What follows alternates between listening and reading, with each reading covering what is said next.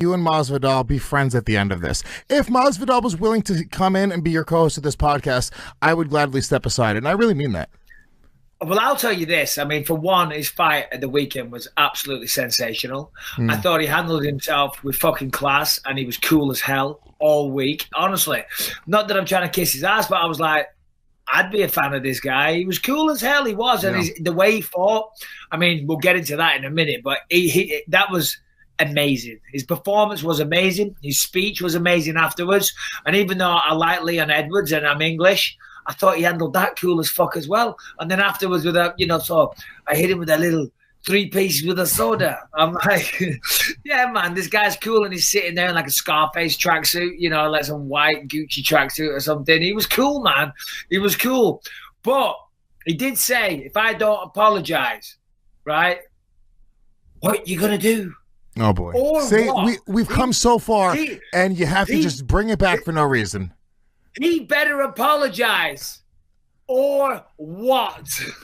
Well, look, I'm just saying, if we can produce video evidence, and I'm putting it out there to the fans, I kind of hope they do, because to be honest with you, Mr. Bisping, you've been on top for a very long time, Hall of Fame inductee. You need to get knocked down a peg. By the time you get inducted into the Hall of Fame, if you don't have to eat a slice of humble pie, I don't know what's going to happen. Your head's going to get too big. It's not going to fit in the framing on the show anymore. We're going to have to get a new camera. Hashtag HOF. Okay, I'm gonna have some business cards made. I'm losing my natural light, as you can see. I'm getting darker and darker and darker. So I'll reposition in a second, perhaps. So my apologies to the viewers that you can't see my wondrous face in the glorious detail you should be able to. Okay. But yeah, it is what it is. I'm in the Hall of Fame now. So when you get in the Hall of Fame, George, we can have a conversation. But until then, I don't bother myself with the also rans of the UFC roster. I don't, I need you to be of a certain status for me to address you. And I just, he's not there. He's a young buck. He's a pup, as they say. No, do you know what? Listen, Masvidal, if you're listening, which I know you're not, well done at the weekend, and I got no fucking beef with you, man.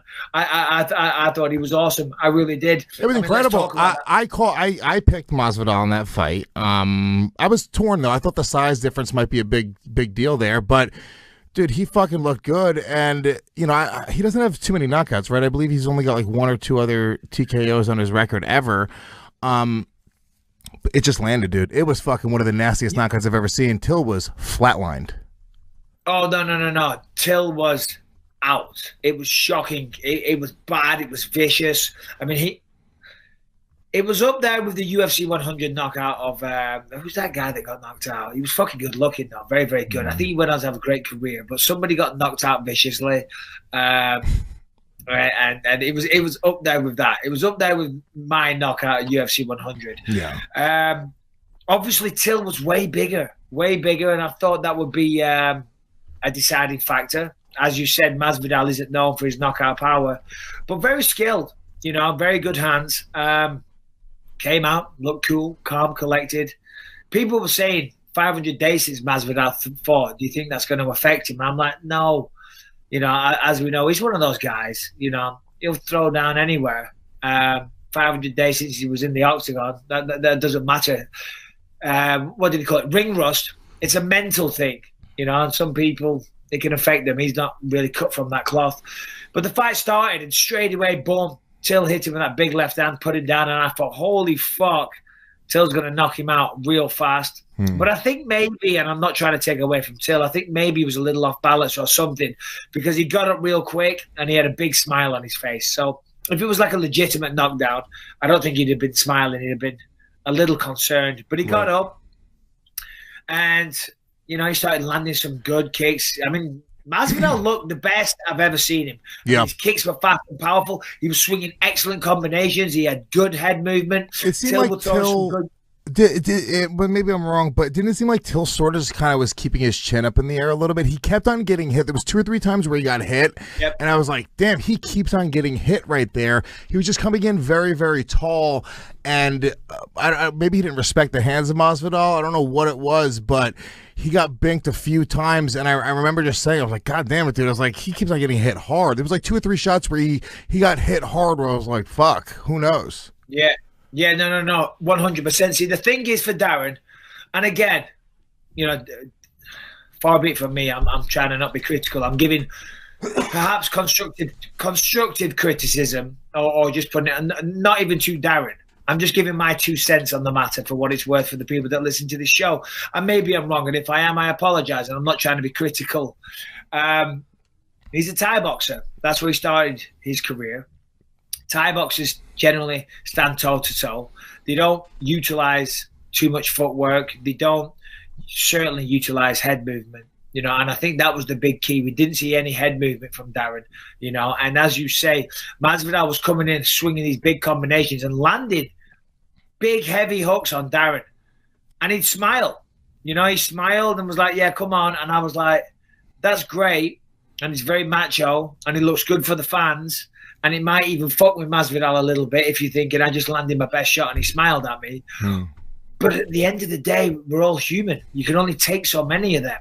And as you just said, and as we saw, he went in Masvidal used like a nice like stutter step with the feet, kind of threw him off, came with the right hand, the left hook, and then he was wobbled him, another left hook, he went down.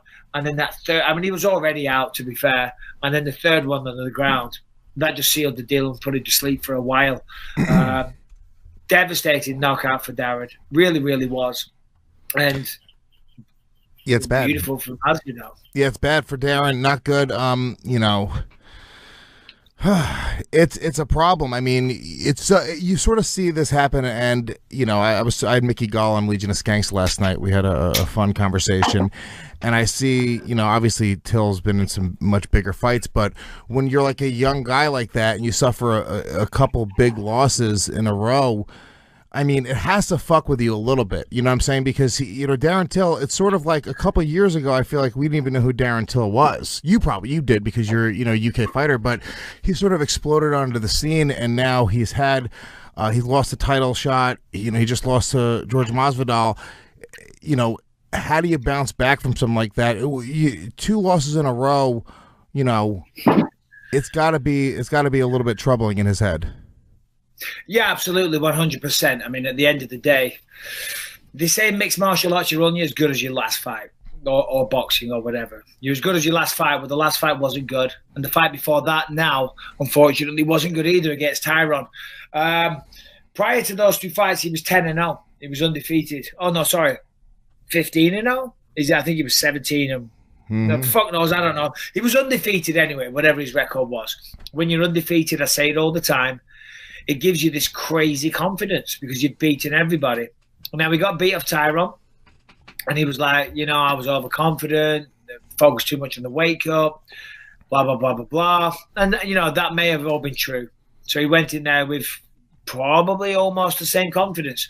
Certainly, given the fact that he was taking on Masvidal, who is, and again, you know, no disrespect, a lightweight.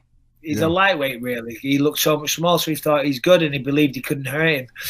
But he got knocked out twice, you know. So the problem now is not only the physical damage, you know, because he did just get finished twice in a row. You know, the mental damage. So, you know, confidence is a fighter's best weapon. There's no doubt that has to affect the confidence a little bit. But I've been there.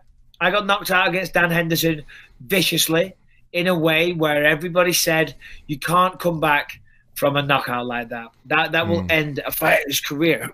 And fortunately, I was able to prove them all wrong, and I had a great career, and I became champion. So it doesn't mean that it's the end of the road for Darren. Far from it. It's definitely not the end of the road. But I'd say he's just going to take some time. Take a little holiday, take 6 months off, you know, enjoy life for a while, think about some other things, just forget about martial arts for a little bit, and then come back and try another go. I mean, listen, at the end of the day, he's still got a big name. He's still who he is. He's still achieved what he has done in this sport so far.